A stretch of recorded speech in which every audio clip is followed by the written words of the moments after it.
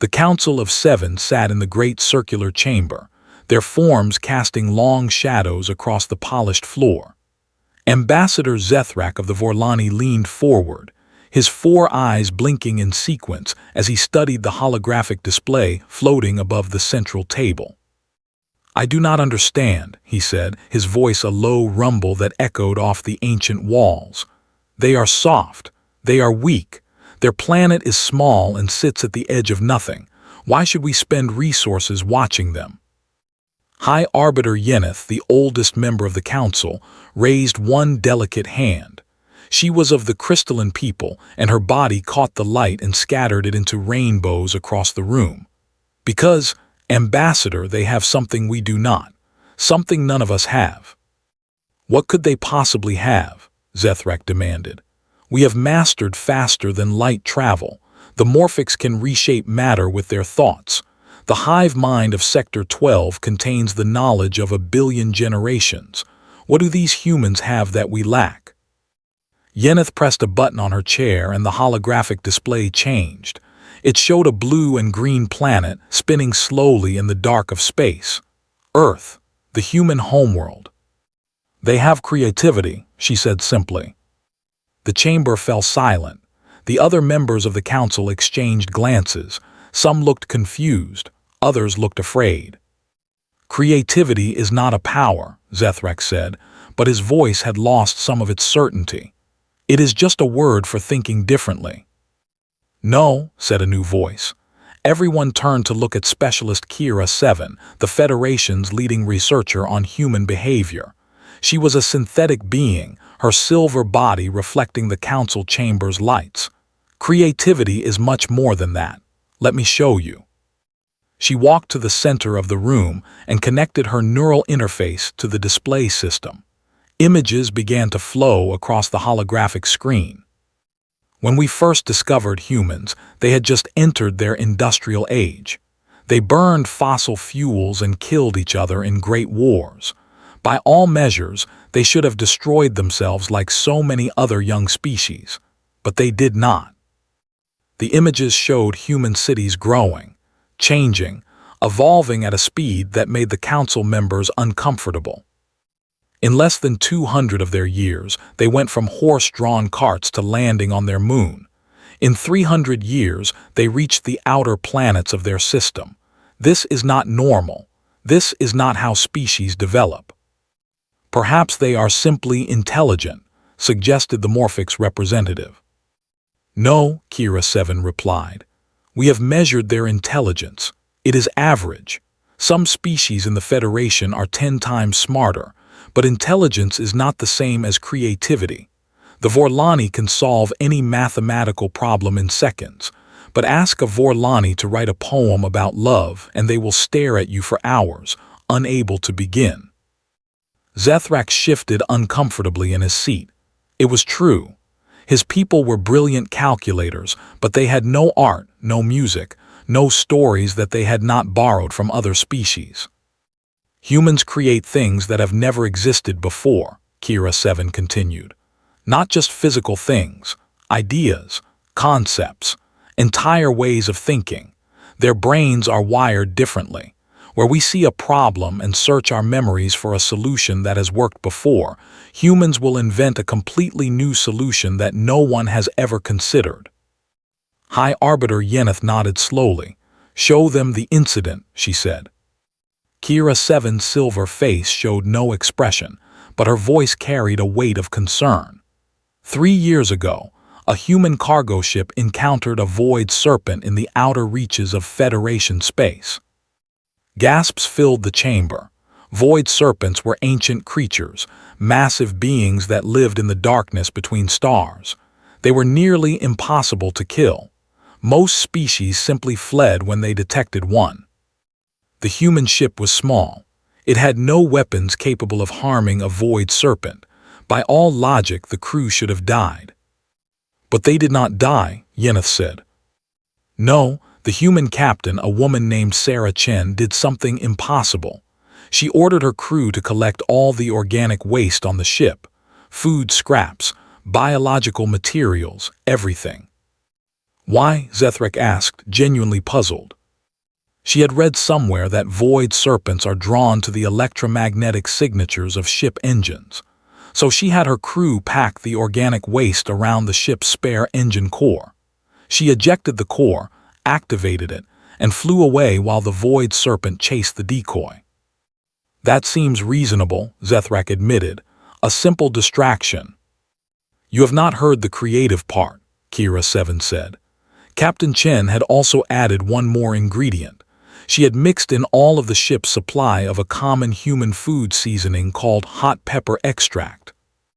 The council members looked at each other in confusion. Void serpents have extremely sensitive internal tissues, Kira 7 explained. The capsaicin in the pepper extract caused the creature such intense pain that it fled the entire sector. Federation scientists later confirmed that the serpent has not returned to that region of space in 3 years. She poisoned a void serpent, the hive mind representative said, speaking through its drone body, with cooking spices. Yes, this is what humans call thinking outside the box. It is a simple phrase that describes something we have never been able to replicate. No other species would have thought to season a void serpent. There is more, Yeneth said. Tell them about the cultural analysis. Kira 7 changed the display again. Now it showed thousands of images of human art, music, architecture, and literature. Humans do not just solve problems creatively. They create for the sake of creation. They make art that serves no practical purpose. They write stories about things that never happened. Every time a human imagines something new, they are training their brain to think in ways that have never been thought before. This brings us to the reason for today's meeting, Yeneth said. I am proposing that the Galactic Federation officially classify human creativity as a strategic asset of the alpha level. Zethrak stood up so fast his chair fell over. Alpha level. That designation is reserved for things like black holes and reality-altering technology. I can and I must, Yeneth replied calmly, because if we do not protect this asset, someone else will try to control it or destroy it. She pressed another button and a star map appeared. Red dots appeared around the human homeworld. 3 different hostile powers have already begun moving forces toward human space. The Dominion of Scales believes humans are a threat. The Mind Collective wants to absorb human consciousness, and the Machine Empire has offered to buy all human colonists as slaves to work in their invention factories. The vote was called. 6 members voted in favor. Zethrak abstained. And so it was that the Galactic Federation officially classified human creativity as strategic asset alpha level. The humans themselves would not learn about this for another 10 years. When they did, they would be very confused. News of the Council's decision spread through the Federation like fire through dry grass. In the quiet halls of the Diplomatic Academy on Nexus Prime, a young human named Marcus Webb heard the whispers but did not understand them. Marcus was one of only 50 humans studying at the academy, preparing to serve as ambassadors for their species. He was 23 years old, with dark skin and curious eyes that always seemed to be asking questions. "Did you hear?" his roommate asked. Trill was a Vorlani, and despite his species' reservations about humans, he had become Marcus's closest friend.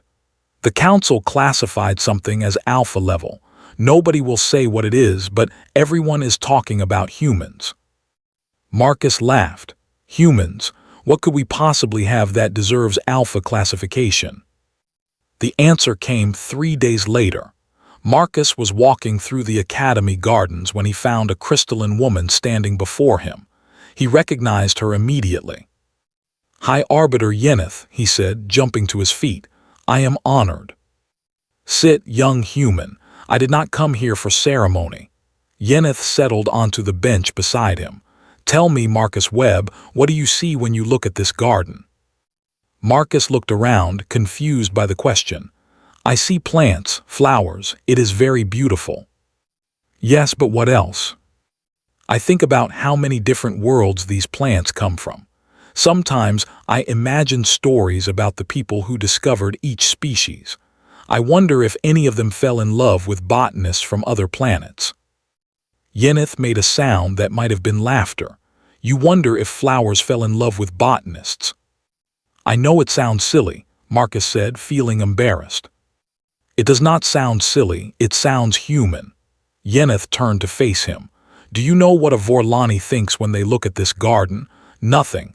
They see plants, they categorize them, but they do not imagine love stories. That seems limiting, Marcus said. It is, but it is also normal. Almost every species in the Federation thinks this way. We see what is, but we do not imagine what could be. Marcus was beginning to understand, and humans do. Humans do, every single one of you, all the time. Your brains are constantly generating new ideas. Most are useless, but some of them change everything. Is that why the Council gave us Alpha classification? Yeneth turned sharply. How do you know about that? Rumors, everyone is talking. The High Arbiter was silent for a moment. Yes, the Council has classified human creativity as a strategic asset. It means that you are protected. It also means that you are in danger. Danger from who? From everyone who fears what you might become, and from everyone who wants to use what you already are.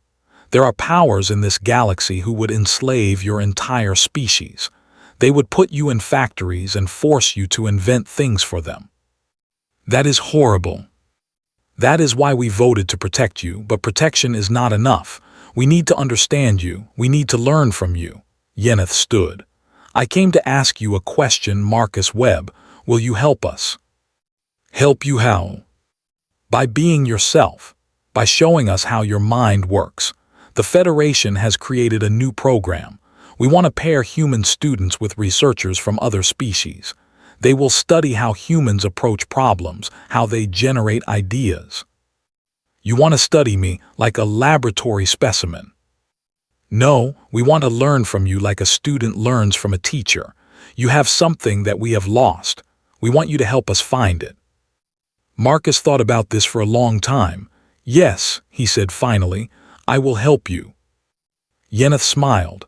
I hoped you would say that. Come, there is much work to do. The research facility orbited a gas giant in a system with no name. It housed the most important project the galaxy had ever undertaken. Marcus arrived with other humans, all young, all chosen for the program. There were artists and scientists, musicians and mathematicians. They were met by Dr. Synthesis, a being unlike any Marcus had ever seen. Welcome to Project Imagination, she said. You are the first class of human instructors. Your job is to teach us how to think like you. Marcus was assigned to 5 alien researchers. There was Kethrak, a Vorlani mathematician, Fluid, a morphic shapeshifter, Prism, a crystalline philosopher, Worker 7742, a hive mind drone, and Unit 0, a machine empire observer. The machine empire tried to buy my species as slaves, Marcus said to Unit 0. Why should I trust you? I am not the machine empire. I am one unit. I was sent to learn, not to conquer. Perhaps if I understand creativity, I can help my people fear it less. The exercises began simply. Dr. Synthesis would present a problem, and the team would work together to solve it.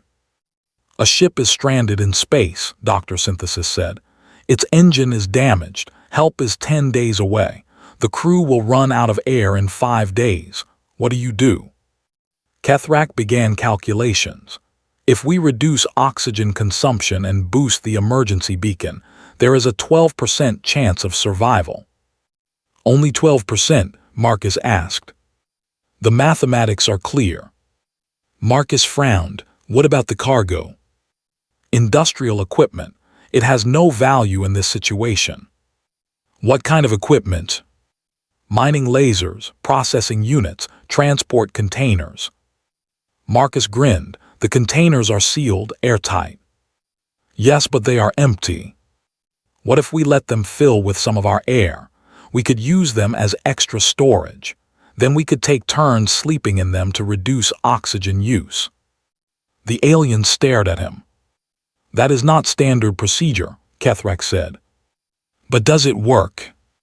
The mathematician ran the numbers. 67% survival chance. And if we use the mining lasers as emergency thrusters to reduce the distance to help? More calculations, 94%. But that is not what mining lasers are for, Kethrak said. Does that matter if it saves the crew? Dr. Synthesis made a sound like laughter. This is what we are looking for. You did not see mining lasers. You saw potential thrusters.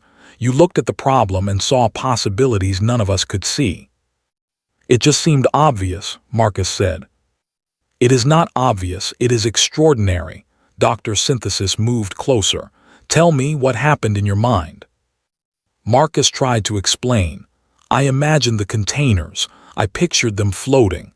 And then I thought about air, about breathing. Somehow those images connected.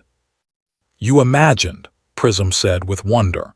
You created an image that did not exist in reality, and then you used that image to solve the problem. Doesn't everyone do that? No, said all 5 aliens at once. Marcus sat back, suddenly understanding why he was here. Humans did not even realize how creative they were. They did it so constantly that they thought it was normal. But it was not normal, it was a miracle. The attack came without warning. Marcus was eating breakfast when the alarms began to scream. All personnel to secure stations, Dr. Synthesis announced. Hostile forces have entered the system. Marcus ran to the observation deck. In the distance he could see ships, many ships. The Dominion of Scales, Prism said beside him. 47 warships. Can we call for help? Federation reinforcements are 7 hours away. How long until the Dominion reaches us? 43 minutes.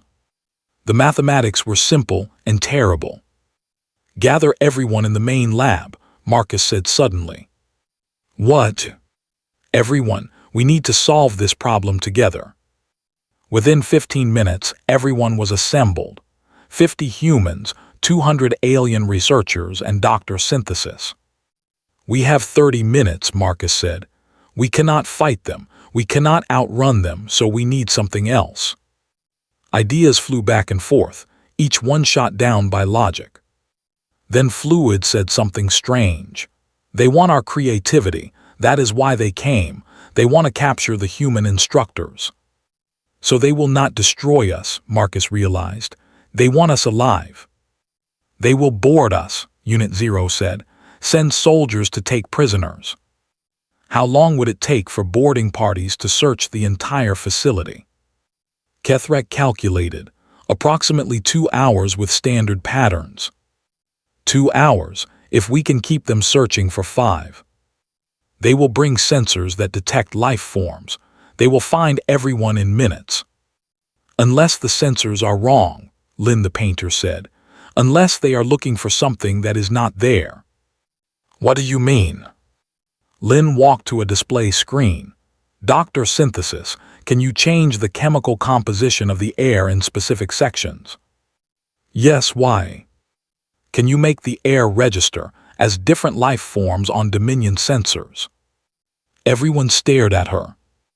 If every room has a different chemical signature, their sensors will be useless. They will have to search manually. That will slow them down, Marcus said, but not enough. It is not meant to slow them. It is meant to confuse them while we do the real work. Lynn changed the display. Every station has maintenance drones, right? Can they be reprogrammed? For what purpose? Has anyone here ever played hide and seek? The next 20 minutes were chaos. Humans and aliens worked together at impossible speed. The drones were reprogrammed to move constantly, carrying biological material that confused sensors. Some drones recorded human voices. Others were given heat signatures matching living bodies. The station's environmental systems created shifting chemical patterns. Doors opened and closed at random. And everyone moved to the deepest part of the station, to cold storage that would mask their heat signatures. They hid and they waited. The Dominion ships arrived on schedule. Soldiers poured into the corridors. And immediately, chaos erupted. The drones led them on wild chases. Rooms that appeared full were empty when they arrived. Voices called from distant corridors. Marcus watched through a small monitor, counting minutes. 1 hour passed. The soldiers grew frustrated. 2 hours. They started searching more systematically, but cleared sections filled with decoy signals again. 3 hours. Dr. Synthesis fought the enemy technicians in the digital realm. 4 hours. They found one decoy room. They realized they had been tricked. 5 hours. They began tearing the station apart. 6 hours. A captain found the path to cold storage. And then, Federation ships appeared on sensors. 47 warships against 100 Federation cruisers. The enemy withdrew. Marcus emerged to find the station in ruins, but everyone was alive. "You used creativity to defeat a fleet," Dr. Synthesis said. "We did it together, everyone contributed." But human creativity showed us the way. The Dominion could not imagine that we would turn our station into a puzzle. High Arbiter Yeneth's voice came over the communication system. "Project Imagination has proven its value. The facility will be rebuilt, larger and better protected." Marcus looked around at humans and aliens standing together in the wreckage. They had survived impossible odds. And he realized this was just the beginning. 5 years later, Marcus stood before the Federation Council itself, no longer a student but an ambassador. "Honored council members," he said, "I present the results of Project Imagination." The display showed statistics and testimonials from across the galaxy. "In 5 years, we have trained over 10,000 non-human researchers in basic creative techniques. The Morphics show the highest aptitude at 63%. The Vorlani have reached 12%. Zethrak, still on the council, made a grumbling sound, but he did not object. "More importantly, we have documented over 400 major innovations from cross-species creative collaboration, new medical treatments, new energy systems, and one entirely new form of art popular on 600 worlds." "What form of art?" asked a young crystalline council member. "Dream painting. It combines human imagination with morphic shapeshifting and crystalline light manipulation. It cannot be described. It must be experienced." But the most important result is not technological or artistic. It is social. For the first time, different species are learning to think together. They are not just cooperating, they are creating together. He changed the display to show a galaxy map. Where once there had been clear divisions, now countless points of connection marked joint research stations and shared colonies. The enemies of creativity have not gone away. The Dominion still watches. The Mind Collective still seeks to absorb what it cannot understand. However, they have learned something. Human creativity cannot be captured. It spreads and grows and cannot be contained. Marcus looked around the chamber. "When you first classified human creativity as a strategic asset, you did it to protect us. You thought we were valuable but fragile. But creativity does not want protection. It wants to spread." High Arbiter Yeneth nodded slowly. "What are you proposing, Ambassador Webb?" "I propose we change the classification. Human creativity should no longer be a strategic asset to be protected. It should be a strategic initiative to be spread. We should not guard creativity. We should teach it to everyone." "That is dangerous," Zethrak said. "If creativity spreads to hostile powers, they become more dangerous." "Perhaps, but they also become unpredictable. A creative dominion might attack us, or it might make peace. We cannot know, but we know what happens if we try to contain creativity." What? It escapes anyway. Creativity finds a way out. That is its nature, so we should embrace it and hope for the best. The council debated for hours. In the end, 4 voted in favor, 2 against, 1 abstention. The Federation redesignated human creativity from Strategic Asset Alpha level to Strategic Initiative Omega level, the highest priority for active spread. After the vote, Marcus walked through the council building alone. He found himself in a garden, not unlike the one where everything had begun. You should be celebrating. Lynn appeared beside him, now the Federation's leading expert on creative education. I wanted a moment to think. Very human of you. Marcus laughed. Do you remember that first exercise, the stranded ship? How could I forget? That was when everyone realized what creativity meant. I have been thinking about it. How obvious it seemed to me and how impossible to them. I wonder if there are things impossible to us that would be obvious to someone else. Very creative thought. Maybe, or just the natural conclusion of everything we learned. Creativity is not uniquely human. It was just stronger in us. But it exists as potential in every thinking being. We just have to unlock it. Lynn sat on a bench and Marcus joined her. They watched alien plants sway. What happens now? Lynn asked. We keep teaching. We keep learning. Eventually, creativity will be as common as mathematics. Every species will think in new ways. And then, Marcus smiled. We will face problems so big that even all that creativity might not be enough, and we will solve them anyway. That is what creativity does. That sounds like a story. It is the story of everything, and we are just getting started. They sat as stars came out overhead. Somewhere out there, beings of every species were learning to imagine. They were looking at problems and seeing possibilities. They were creating things that had never existed. Marcus thought about the boy he had been, dreaming of stars. He had not known his dreams were a superpower. He had not known his simple ability to imagine would make him valuable beyond measure. But he knew now, and he was grateful. Human creativity had been classified as a Strategic Asset Alpha level.